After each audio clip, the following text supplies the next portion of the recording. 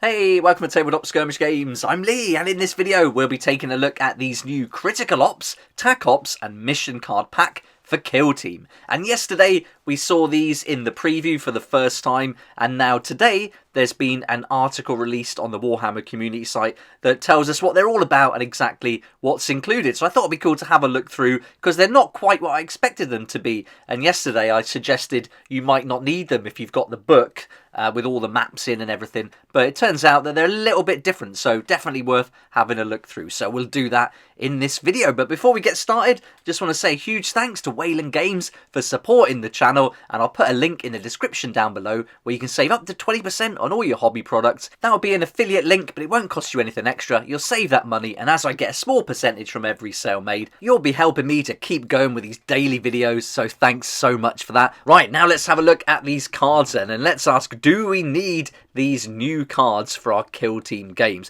Of course we don't really need them, but will they make our games any better? Will they improve the experience? I think they will, so definitely worth having a look at them in this video. So what exactly are these Critical Ops, tacops, and mission card pack then? So they're reference cards, and they're going to give you some bite-sized rules and mission plans to get playing really quickly, and they recommend in the article that these are going to work really nicely with the light rules. So if you're new to playing, or you're playing someone who hasn't played before, give them the light rule links. They can download those rules for free, bring these cards along, and then it saves you going in and out of the book, and you can come up with some really quick and easy missions to play. There's also a leaflet in there, another reference leaflet, and this is going to contain numerous methods for generating a mission. So it'd be interesting to see that leaflet in a bit more detail too. Altogether, this pack is going to give 9 maps with all the layout as we would expect from the game now, and then you're going to get some missions to play. 3 of the missions are going to be new, but they don't specify exactly how many missions there's going to be. The tacops have been updated, and it says it covers all the factions as well, and the cards are designed so you can use any terrain you have to hand. I'm not sure how this is going to work with Into the Dark terrain. You could certainly set it up randomly and then see how, it fits around the objectives. But I think it's quite specific with Into the Dark, the way it works. So perhaps they're not going to be as suitable for that as they would for regular games using all the different types of terrain that we've got that you would normally play before Into the Dark was released. I like how they've got the match play game sequence and the scouting step included in the reference cards. I think that's a nice touch. Again, not going in and out of the book. The more we can reduce that, the better.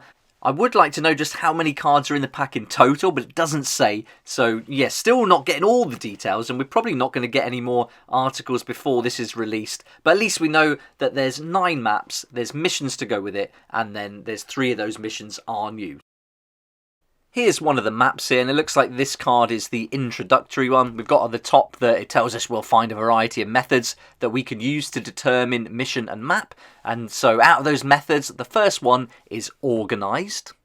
This is where you specify beforehand which combination of mission and map you'll be using. For example, loot and straight. So that's cool. I guess this is for if you're playing like a tournament or a competition, you want everyone to know exactly what they'll be up against, then this is the way to do it with that. So that's nice, like that idea. Then you've also got the random way where you simply shuffle the mission cards and the map cards separately, then deal 1 of each, and that determines the mission and map that you'll play. I like that. If you've just got casual game nights or playing at home, this could be a good way to mix it up so no one knows what's coming, no one can prepare for it. I like that. I think that's really cool. Then you've got veto, where the players roll off to decide attacker and defender first, and then the attacker takes the mission cards and the defender takes the map cards. The attacker's going to choose 2 mission cards to put forward. The defender selects 1 of them to use. Yeah, that's pretty interesting. Then the defender chooses 3 map cards to put forward, and the attacker selects 1 of those to be discarded. The defender then selects 1 of the remaining cards to be used. Why has that got to be so complicated? I don't know. But then on top of that, the defender selects their drop zone after setting up the objective markers and kill zone as normal. So it was too good to be true. It couldn't be too simple. There had to be a wordy couple of paragraphs in there, so they've snuck it in with this veto option. But I mean, it is pretty straightforward. It's just a few steps to go through. But for me, I think just do it randomly if you're just playing for fun. Here's a nice example of the mission. Here we've got the A loot mission, and then it's going to simply give you the mission rule. So operatives can perform the following mission action, and it details that, telling you how many AP it's going to cost. And so we're used to all that now from our missions in the books. And then it's got the mission objective, and in this case, each time a friendly operative performs the loot action, you score a victory point. There we go, that's nice and simple. The mission objective, straightforward. And again, you're going to be getting this mission to play in all different map types. So maybe some are going to be more suited to it than others. So you've got a nice bit of variety. But really, with only knowing we've got 9 maps and don't know how many missions we've got, really hard to say exactly how many combinations there'll be. On the map card, it's got the number and the name of the map, and this is quite a thoughtful step where they've put it each side. So when you've got it on the table facing each player, it's going to be appearing upright. So yeah, like what they've done there, nice thoughtful step. And then you've got the main map in the centre with all the different drop zones, the territories, you've got your objective markers, you've got all the dashes and lines, and of course we're going to need a key for that. And so you can see on the right hand side there's the match to play map card key, which tells us exactly what everything on the map does.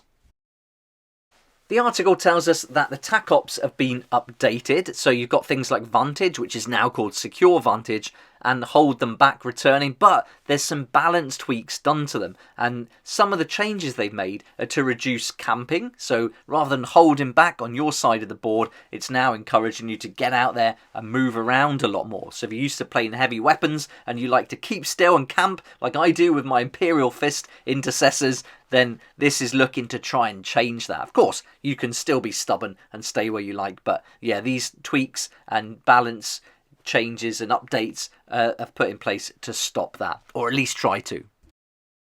So there we go, that's the Critical Ops, TAC Ops and Mission Card Pack, and these are going to be priced at £18 in the UK. That's the RRP confirmed today, so with a discount up to 20% with places like Wayland Games, you know, it could be worth getting, maybe go halves with a friend. I mean, the question, do we need these cards? Probably should be replaced, do we want these cards?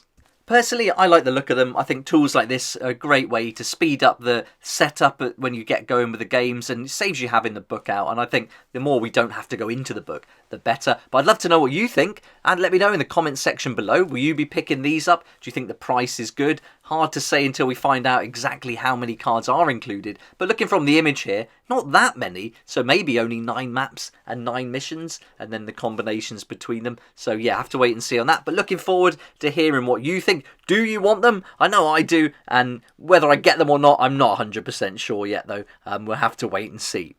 Thanks for watching, hope you liked the video. If you did like it, please hit that like button, subscribe for more videos like this one, and don't forget to hit that notification bell to join me next time on Tabletop Skirmish Games.